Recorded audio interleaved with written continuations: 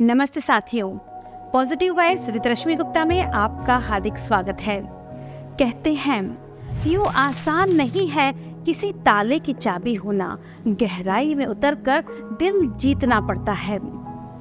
हर ताले की एक चाबी होती है, क्योंकि जब ताला बनता है उसकी प्रक्रिया में ही चाबी का अपना एक स्थान पहले ही सुनिश्चित कर दिया जाता है। इसी तरह से जब ईश्वर ने प्रकृति की संरचना की, तब उन्होंने भी हर समस्या के पहले एक समाधान सुनिश्चित कर दिया है। जैसे यदि ईश्वर ने प्यास बनाई तो उसके पहले पानी बनाया, यदि भूख बनाई तो उसके पहले अन्न बनाया, यदि हमारा जीवन बनाया तो उसके पहले पेड़ पौधे बनाए, यदि हमारी सांसें बनाई तो उसके पहले हवा बनाई।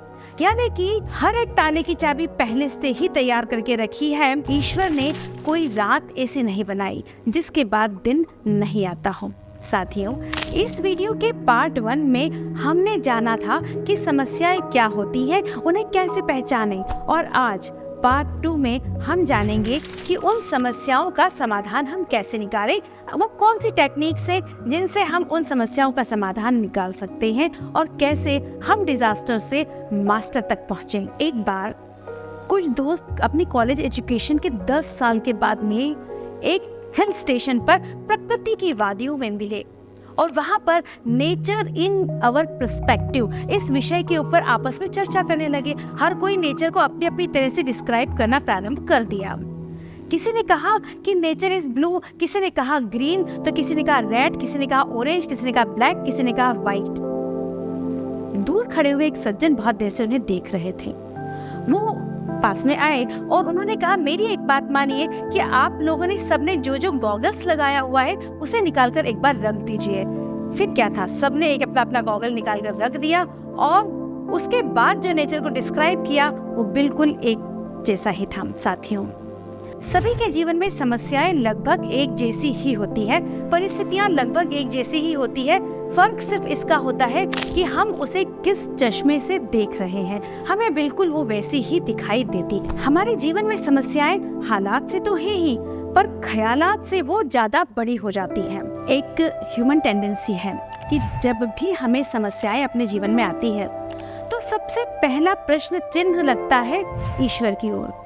हम सबसे पहले वही देखते हैं और उन्हीं से अपनी खुशियों की उम्मीद भी करते हैं। ऐसी एक बार की बात है, एक मंदिर में पुजारी जी थे जिन्हें ईश्वर में अथाह विश्वास था।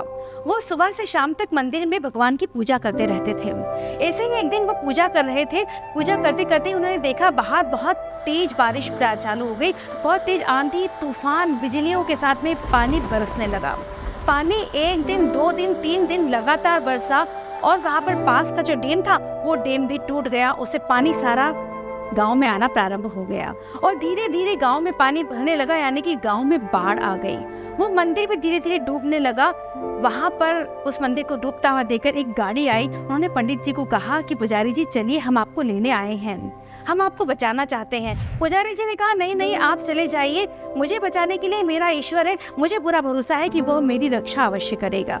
वो लोग वहां से चले गए। अब पानी का लेवल धीरे धीरे और बढ़ने लगा, पहली मंजिल तक आ गया। पानी का बढ़ता हुआ लेवल देखकर वहां से एक नाव आई, रेस्क्यू टीम आई। उन्होंने पुजारी जी को कहा कि चलिए हमारे साथ, हम आपको बचाने के लिए आए हैं। पुजारी जी ने कहा, नहीं, आप चले जाइए, मुझे विश्वास है कि मेरा भगवान मुझे अवश्य बचाएगा, मुझे उन पर पूरा भरोसा है। वो लोग चले गए वहां से। अब पानी का लेवल और बढ़ने लगा। अब पुजारी जी और ऊपर चले गए और मंदिर के गुंबद पर जाकर खड़े हो गए। उन्हें गुंबद पर देखकर दूर से ऊपर से एक हेलीकॉप्टर आया। वहां से एक बंदे ने हाथ दिया और कहा, पुजारी जी चलिए, हम आपको बचाने के लिए आए हैं। पुजारी जी ने कहा, नहीं, मेरा ईश्वर मेरी रक्षा करेगा, यह मुझे पूरा विश्वास है, वो अवश्य आएगा। यह सुनकर वो भी वहां से चले गए। अब धीरे धीरे पानी का लेवल इतना बढ़ा कि पुजारी जी उस पानी में डूबकर मर गए। वो गए भगवान के पास में। भगवान के पास जाते ही उन्होंने बहुत गुस्सा किया। भगवान से कहा, ईश्वर, मैंने हर पल अपने जीवन में तुम्हारी आराधना की, तुम्हारी सेवा की, और जब मेरी रक्षा करने का समय आया तब तुमने मेरी रक्षा नहीं की।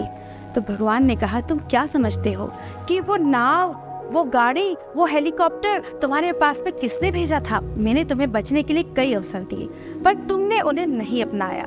मुझ पर भरोसा करने का तुम्हारा यह तरीका बिल्कुल भी सही नहीं है। मुझ पर भरोसा करने के पहले तुम्हें खुद पर भरोसा करना होगा। जो व्यक्ति स्वयं की रक्षा करता है, मैं उसकी रक्षा करता हूँ। कहने का तात्पर्य यह है कि जीवन में हमारे पास से कई सारी समस्याएं आती हैं, पर उनके साथ में कई सारे अवसर भी आते हैं। हम उन अवसर पर काम करने की बजाय सीधा ईश्वर की तरफ देखते हैं, उन्हें ब्लेम करते हैं या फिर अपनी किस्मत को ब्लेम करते हैं। साथियों, हार जाते हैं वो लोग जो मुश्किलों के आगे घुटने टेक दिया करते हैं। जीतने वाले तो बहाने के लिबासों को उतार कर फेंक दिया करते हैं। यदि हमें खुद पर भरोसा है तो ये समस्याएं हमारे जीवन में 3 तरह से सकारात्मकता लेकर आती हैं। पहला, वह हमें बलशाली बनाने आती है।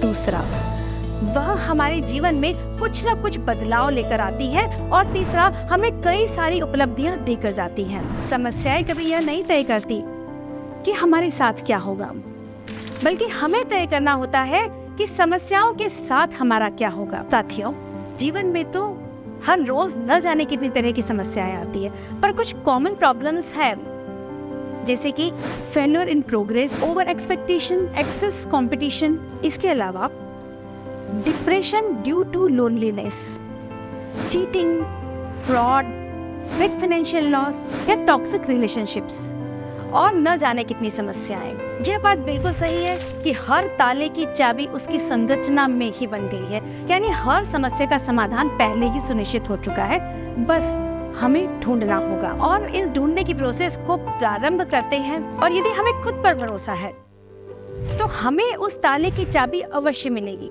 और हमारी समस्याओं का समाधान जरूर होगा, क्योंकि वो ताला खुल जाएगा। तो जानते हैं इस प्रक्रिया को स्टेप बाय स्टेप।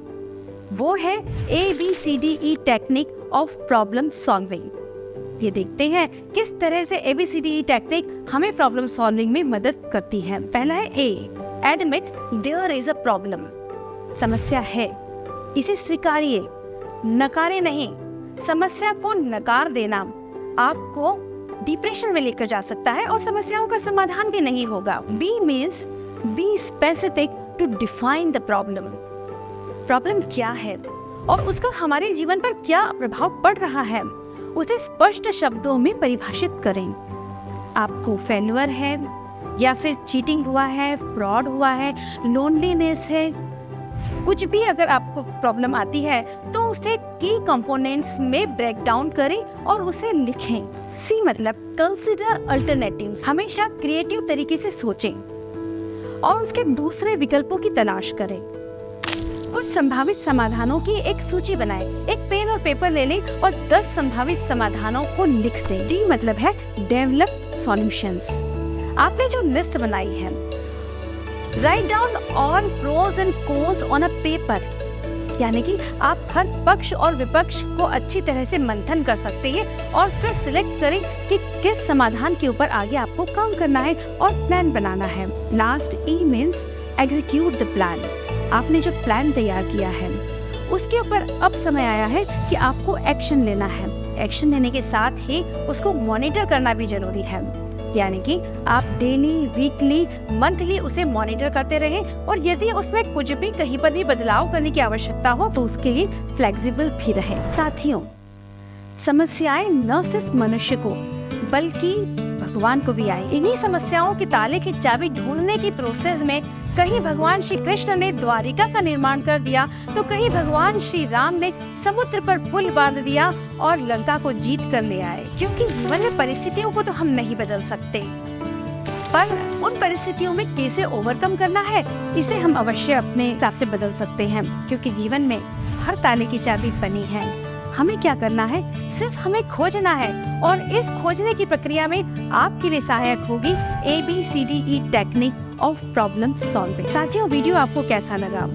इस वीडियो के पार्ट 2 में हमने प्रॉब्लम के समाधान को लेकर कई सारी बातें करी। यदि आपको अच्छा लगा तो आप इसे अधिक से अधिक लोगों से शेयर करिएगा और चैनल को सब्सक्राइब अवश्य करिए।